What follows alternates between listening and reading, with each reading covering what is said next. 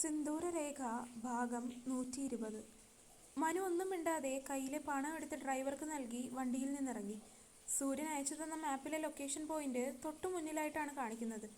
ചുറ്റും പല ഭാഷകളിൽ സംസാരിക്കുന്ന നിർമ്മാണ തൊഴിലാളികളും അവിടുത്തെ ആളുകളും നടന്നു പോകുന്നുണ്ടായിരുന്നു. വായുവിൽ സിമന്റിന്റെയും മൺപൊടിയുടെയും മണം കലർന്നു നിന്നു. ആ ആൾക്കൂട്ടത്തിനിടയിലൂടെ മനു തന്റെ ലക്ഷ്യം മാത്രം മുന്നിൽ കണ്ട് ചുറ്റും സൂക്ഷ്മമായി നിരീക്ഷിച്ചുകൊണ്ട് മുന്നോട്ട് നടന്നു.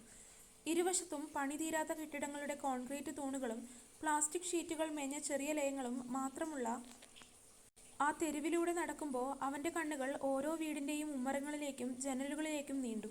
പെട്ടെന്നാണ് മാപ്പിലെ ചുവന്ന ബിന്ദു കാണിച്ച കൃത്യമായ ലൊക്കേഷന് മുന്നിൽ അവൻ വന്ന് നിന്നത്. ഒരു പഴയ 2 നില കെട്ടിടം. അതിന്റെ താഴത്തെ മുറികൾ പൂട്ടിക്കിടക്കുന്ന കുറച്ചു മുറികൾ, മുകളിലേക്ക് കയറാൻ പുറത്തുനിന്നുള്ള ഇരുമ്പ് പടവുകൾ. മനു ശ്വാസം അടക്കി പിടിച്ച് ആ ഇരുമ്പ് പടവുകൾ ഒച്ചയുണ്ടാക്കാതെ ഓരോന്നോരോന്നായി കയറി മുകളിലെത്തി. അവിടെ വരാന്തയിൽ തുണികൾ കഴുകി ഉണക്കാനിട്ടിരിക്കുന്നു. ആകെ 2 മുറികളാണ് ആ നിലയിൽ ഉണ്ടായിരുന്നത്. അതിൽ രണ്ടാമത്തെ മുറിയുടെ പഴകിയ വാതിൽ പാതി തുറന്നു കിടക്കുന്നുണ്ടായിരുന്നു. അകത്തുനിന്നും ഒരു കുഞ്ഞിന്റെ നേർത്ത കുറുകൽ ശബ്ദവും അതോടൊപ്പം ഒരു സ്ത്രീയുടെ പതിഞ്ഞ ശബ്ദവും കേൾക്കാമായിരുന്നു. ആ ശബ്ദം കാതിൽ പതിഞ്ഞ നിമിഷം മനുവിന്റെ ശരീരത്തിലെ രക്തം തിളച്ചുമറിഞ്ഞു. അത് അനവദ്യയുടെ ശബ്ദം തന്നെയായിരുന്നു. അവൻ പതിയെ ആ വാതിലിനടുത്തേക്ക് നീങ്ങി. ജനലിലെ കരിപിടിച്ച കമ്പികൾക്കിടയിലൂടെ അകത്തേക്ക് നോക്കിയ മനു കണ്ടത് തലേ ദിവസം അവളുടെ അമ്മയുടെ കൂടെ കണ്ട അതേ ദയനീയമായ കാഴ്ചയാണ്. കട്ടിലിൽ ആ പ്രായമായ അമ്മ കിടക്കുന്നുണ്ട്. നിലത്ത് വിരിച്ച ഒരു പഴയ പായയിലിരുന്ന് ആ ചെറിയ കുഞ്ഞിന് പാല് കൊടുക്കുകയാണ് അനവദ്യ. അവളുടെ മുഖത്ത് വല്ലാത്തൊരു ഭയവും കടുത്ത ക്ഷീണവും നിഴലിച്ചു നിന്നിരുന്നു. താൻ സുരക്ഷിതയാണെന്ന ഭാവത്തിൽ അവൾ കുഞ്ഞിനെ നോക്കി പതിയെ പുഞ്ചിരിക്കാൻ ശ്രമിക്കുന്നുണ്ട്. മനുവിന്റെ കൈകൾ ദേഷ്യം കൊണ്ട് വിറച്ചു. തന്റെ ജീവിതം തകർത്ത് തന്റെ ചുറ്റും ചതിയുടെ വല വിരിച്ച് തന്റെയും അമ്മുവിന്റെയും നഷ്ടപ്പെട്ടു പോയ ആ ചോരയ്ക്ക് കാരണക്കാരിയായവൾ യാതൊരു ഭാവവ്യത്യാസവും ഇല്ലാതെ മറ്റൊരു കുഞ്ഞിനെ മടിയിലിരുത്തി സ്നേഹിക്കുന്നത് കണ്ടപ്പോൾ അവന്റെ നിയന്ത്രണം പൂർണ്ണമായും നഷ്ടപ്പെട്ടു. സൂര്യൻ ഫോണിൽ പറഞ്ഞ മുന്നറിയിപ്പുകളെല്ലാം ആ നിമിഷം അവന്റെ മനസ്സിൽ നിന്നും അപ്രത്യക്ഷമായി. അവൻ ആ വാതിൽ ശക്തിയായി തള്ളി തുറന്ന് അകത്തേക്ക് കയറി. പെട്ടെന്നുണ്ടായ കടുത്ത ശബ്ദം കേട്ട് അനവദ്യ ഞെട്ടിത്തിരിഞ്ഞു നോക്കി. വാതിൽക്കൽ ദേഷ്യം കൊണ്ട് ചുവന്നു തുടുത്തു നിൽക്കുന്ന മനുവിനെ കണ്ട നിമിഷം അവളുടെ കയ്യിലെ പാൽക്കുപ്പി നിലത്തേക്ക് വീണുപോയി. പാൽ തറയിലാകെ പടർന്നു. ഭയത്താൽ അവളുടെ കണ്ണുകൾ പുറത്തേക്ക് തള്ളി വന്നു. ശരീരമാകെ ഒരു തണുപ്പ് പടരുന്നത് പോലെ അവൾക്ക് തോന്നി. മാനവ് സർ, ഭയം കൊണ്ട് വിറയ്ക്കുന്ന ശബ്ദത്തിൽ അവൾ വിളിച്ചു. അവൾക്ക് അവനെ ഹോസ്പിറ്റലിൽ വെച്ചും നാട്ടിൽ വെച്ചും ഭയത്തോടെയും ബഹുമാനത്തോടെയും കൂടെ മാത്രം അഭിസംബോധന ചെയ്തിരുന്ന പഴയ പേര് തന്നെയാണ് അവളുടെ നാവിൽ നിന്നും ഭയം കൊണ്ട് പുറത്തേക്ക് വന്നത്. അതേടി, നിന്നെ ഞാൻ വെറുതെ വിടുമെന്ന് വിചാരിച്ചോ നീ? അമൃത എന്ന പേരിൽ ഇവിടെ വന്ന് ഒളിച്ചുകൂടിയാല് ഈ മാനവർമ്മ നിന്നെ കണ്ടുപിടിക്കില്ലെന്ന് കരുതിയോ നീ? മനുവിന്റെ ശബ്ദം ആ ചെറിയ മുറിയിലാകെ ഇടിമുഴക്കം പോലെ മുഴങ്ങി. കട്ടിലിൽ കിടന്നിരുന്ന ആ അമ്മ ഭയത്തോടെ എഴുന്നേറ്റ് നിന്നിരുന്നു. അനവദ്യ കുഞ്ഞിനെ നെഞ്ചോട് ചേർത്ത് പിടിച്ചുകൊണ്ട് കട്ടിലിന്റെ മൂലയിലേക്ക് ഒതുങ്ങി മാറി. അവളുടെ ശരീരമാകെ വിറയ്ക്കുന്നുണ്ടായിരുന്നു. നെറ്റിയിൽ നിന്നും വിയർപ്പ് തുള്ളികൾ താഴേക്ക് ഒലിച്ചിറങ്ങി. മനുവിന്റെ ഈ തരത്തിലുള്ളൊരു രൂപം അവൾ കണ്ടിട്ടേയില്ലായിരുന്നു. മാനവ് സാർ, എന്നെ ഒന്നും ചെയ്യരുത്. ദയവ് ചെയ്ത് എന്നെ ഒന്നും ചെയ്യരുത് സാർ. ഞാൻ കാലു പിടിക്കാം. അവൾ അലറി കരഞ്ഞുകൊണ്ട് അപേക്ഷിക്കാൻ തുടങ്ങി. അവളുടെ ശബ്ദത്തിൽ തന്നെ മരണഭയം നിഴലിച്ചിരുന്നു.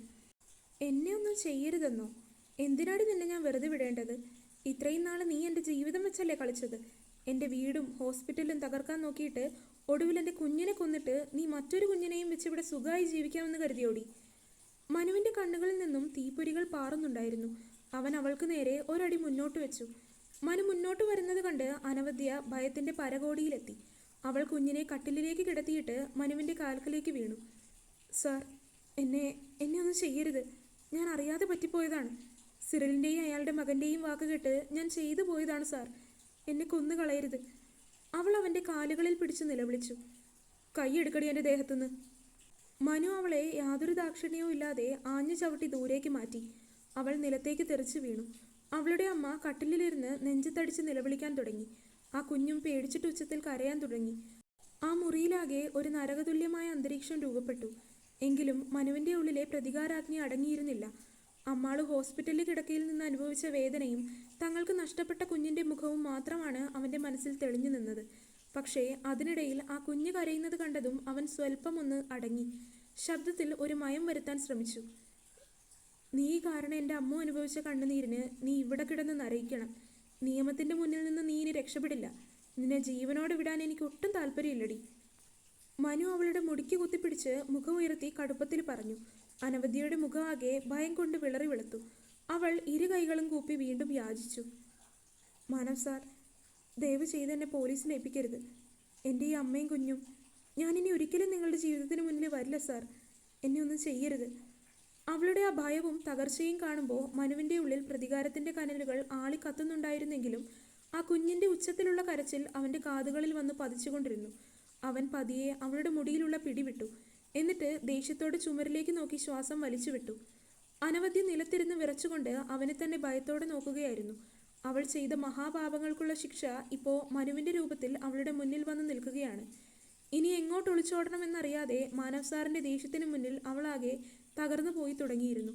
നിലത്തിരുന്ന് ഭയത്തോടെ വിറയ്ക്കുന്ന അനവധ്യയുടെ ആ ദയനീയ രൂപത്തിലേക്ക് മനു കടുപ്പത്തിലൊന്ന് നോക്കി. അവൻ്റെ ശ്വാസോച്ഛ്വാസം അപ്പോഴും വേഗതയിലായിരുന്നു. നെഞ്ചിലെ പ്രതികാരത്തിൻ്റെ കനലുകൾ പൂർണ്ണമായും അടങ്ങിയിരുന്നില്ലെങ്കിലും തൊട്ടടുത്ത് കിടന്ന് തങ്ങളെ നോക്കി ഉച്ചത്തിൽ കരയുന്ന ആ പിഞ്ചു കുഞ്ഞിൻ്റെ ശബ്ദവും കട്ടിലിലിരുന്ന് നെഞ്ചത്തടിച്ച് നിലവിളിക്കുന്ന ആ പ്രായമായ അമ്മയുടെ ഭാവവും അവൻ്റെ ഉള്ളിലെ ഡോക്ടറെ, അല്ലെങ്കിൽ അവൻ്റെ ഉള്ളിലെ മനുഷ്യത്വത്തെ എവിടെയോ തട്ടി ഉണർത്തുന്നുണ്ടായിരുന്നു. ആ ചെറിയ മുറിയിലാകെ ഭീതിയുടെ ഒരു വല്ലാത്ത അന്തരീക്ഷം നിറഞ്ഞു നിന്നു. കുഞ്ഞു കൂടുതൽ പേടിച്ച് ഉറക്കെ കരയാൻ തുടങ്ങിയതും മനു പതിയെ ചുമരിലേക്ക് നോക്കി ദീർഘമായി ഒന്ന് ശ്വാസം വലിച്ചു വിട്ടു. ശബ്ദത്തിൽ പരമാവധി ഒരു മയം വരുത്താൻ അവൻ ശ്രമിച്ചു. താൻ ഇവിടെ വെച്ച് എന്തെങ്കിലും ചെയ്താൽ അത് ആ കുഞ്ഞിനെയും പ്രായമായ അമ്മയെയും കൂടുതൽ ഭയപ്പെടുത്തുമെന്ന് മനുവിന് ബോധ്യമുണ്ടായിരുന്നു. അതിലുപരി അവളോട് ചോദിക്കാനുള്ള കാര്യങ്ങൾ കൃത്യമായി ചോദിച്ചറിയാൻ ഈ അന്തരീക്ഷം ഒട്ടും അനുയോജ്യമല്ലെന്നും അവന് മനസ്സിലായി. അവൻ പതുക്കെ അവളുടെ മുടിയിലുള്ള പിടി പൂർണ്ണമായും വിട്ടു. എന്നിട്ട് ആ കെട്ടിടത്തിൻ്റെ പുറത്തെ വരാന്തയിലേക്കൊന്ന് നോക്കി. ആ നിലയിൽ തൊട്ടപ്പുറത്ത് മറ്റൊരു മുറി കൂടി ഉണ്ടായിരുന്നു. അതിൻ്റെ വാതിൽ ചാരിയിട്ടേ ഉണ്ടായിരുന്നുള്ളൂ. ആരും താമസമില്ലാത്ത ഒഴിഞ്ഞൊരു മുറിയാണെന്നത് ഒറ്റ നോട്ടത്തിൽ തന്നെ അവന് മനസ്സിലായിരുന്നു. അടുത്ത നിമിഷം തന്നെ മനു പെട്ടെന്ന് അനവധ്യയുടെ കൈത്തണ്ടയിൽ പിടിച്ച് അവളെ കട്ടിലിൽ നിന്നും എഴുന്നേൽപ്പിച്ചു. എഴുന്നേക്കടി, ഇവിടെ നിറങ്ങ്, അവൻ ദേഷ്യത്തോടെ അവളോട് ആജ്ഞാപിച്ചു. മനു അവളെയും വലിച്ചുകൊണ്ട് പുറത്തേക്ക് പോകാൻ തുടങ്ങിയതും കട്ടിലിരുന്ന അവളുടെ അമ്മയുടെ കരച്ചിൽ കൂടുതൽ പരിഭ്രാന്തിയോടെ ഉച്ചത്തിൽ നിലവിളിക്കുന്നതാവാൻ തുടങ്ങി. അവരെന്തൊക്കെയോ വിളിച്ചു പറഞ്ഞുകൊണ്ട് മനുവിൻ്റെ കൈകളിൽ പിടിക്കാനാഞ്ഞു. മകളെ അവൻ കൊലപ്പെടുത്താൻ കൊണ്ടുപോവുകയാണെന്നുള്ള ഒരു ഭാവമായിരുന്നു അമ്മയുടെ ഉള്ളിൽ. അവരുടെ കണ്ണുകളിൽ മരണഭയമായിരുന്നു. അമ്മയുടെ ആ നോട്ടവും കരച്ചിലും കണ്ടതും മനു തൻ്റെ നടത്തം നിർത്തി. അവൻ ആ അമ്മയ്ക്ക് നേരെ തിരിഞ്ഞ് കടുത്ത ദേഷ്യത്തിൽ തന്നെ ഉറക്കെ പറഞ്ഞു. പേടിക്കണ്ട, ഞാനിവളെ ഒന്നും ചെയ്യില്ല. കൊന്നുകളയാനൊന്നും എനിക്ക് താല്പര്യമില്ല. എനിക്ക് ചില കാര്യങ്ങൾ ചോദിച്ചറിയണം. അത് ഈ കുഞ്ഞിൻ്റെ മുന്നിൽ വെച്ച് പറ്റില്ലാത്തത് കൊണ്ടാണ്. ഞാൻ ഇവളെ ഒന്നും ചെയ്യാൻ പോകുന്നില്ല. അവൻ്റെ ശബ്ദത്തിലെ ദേഷ്യം അപ്പോഴും മാറിയിരുന്നില്ല. എങ്കിലും ഒന്നും ചെയ്യില്ല എന്ന ആ ഉറപ്പ് കേട്ടപ്പോൾ ആ അമ്മയുടെ കരച്ചിലിൻ്റെ വേഗത അല്പം കുറഞ്ഞു.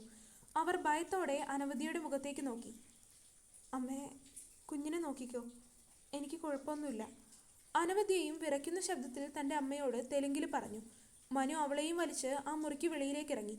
തൊട്ടടുത്തുള്ള ആ ഒഴിഞ്ഞ മുറിയുടെ വാതിൽ അവൻ കാലുകൊണ്ട് തള്ളി തുറന്നു. ആകെ പൊടിയും ചിലന്തി വലകളും നിറഞ്ഞ വെളിച്ചം കുറഞ്ഞ ഒരു ശൂന്യമായ മുറിയായിരുന്നു അത്. അതിനുള്ളിലാകെ ഒരൊറ്റ പഴയ കസേര മാത്രമാണ് ഉണ്ടായിരുന്നത്. മനു അവളെ ആ മുറിയുടെ നടുവിലേക്ക് തള്ളിവിട്ടിട്ട് പുറകോട്ട് തിരിഞ്ഞ് ആ പഴയ മരവാതിൽ ശക്തിയായി അടച്ചു കുറ്റിയിട്ടു. വാതിലടയുന്ന ശബ്ദം കേട്ടതും അനവധ്യ വീണ്ടും ഞെട്ടിവിറച്ചു. ഒരു നിമിഷത്തേക്കെങ്കിലും തന്നോട് അവനൊരു അനുകമ്പ തോന്നിക്കാണും എന്നവൾക്ക് തോന്നിയിരുന്നു. ആ ഇരുണ്ട മുറിയിൽ മനുവിൻ്റെ മുന്നിൽ അവളാകെ ഒറ്റപ്പെട്ടു പോയിരുന്നു. ഇനിയൊരു രക്ഷപ്പെടൽ അസാധ്യമാണെന്ന് ഉറപ്പായതോടെ അവൾ ഭയത്തിൻ്റെ പരകോടിയിലെത്തി. ഇനി പറയടി. മനു ആ അടച്ച വാതിൽ ചാരി നിന്നുകൊണ്ട് കൈകൾ കെട്ടി അവൾക്ക് നേരെ ക്രൂരത നിറഞ്ഞ മുഖഭാവത്തോടെ നോക്കി. കുഞ്ഞും അമ്മയും ഇപ്പം നിന്റെ കൂടെ ഇല്ല. എൻ്റെ ദേഷ്യം നീ കണ്ടതാണ്.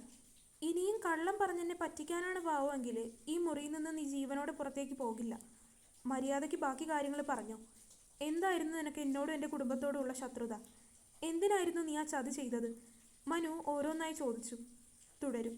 അപ്പോൾ വീഡിയോ കണ്ടവരെല്ലാവരും വീഡിയോ ലൈക്ക് ചെയ്യുക. നിങ്ങളുടെ അഭിപ്രായങ്ങൾ എന്തായാലും അത് കമൻറ്റായിട്ട് അറിയിക്കുക. ചാനൽ സബ്സ്ക്രൈബ് ചെയ്യാത്തവരൊക്കെ സബ്സ്ക്രൈബ് ചെയ്യുക. അടുത്ത പാർട്ടായിട്ട് നാളെ തന്നെ വരാം കേട്ടോ. ബൈ.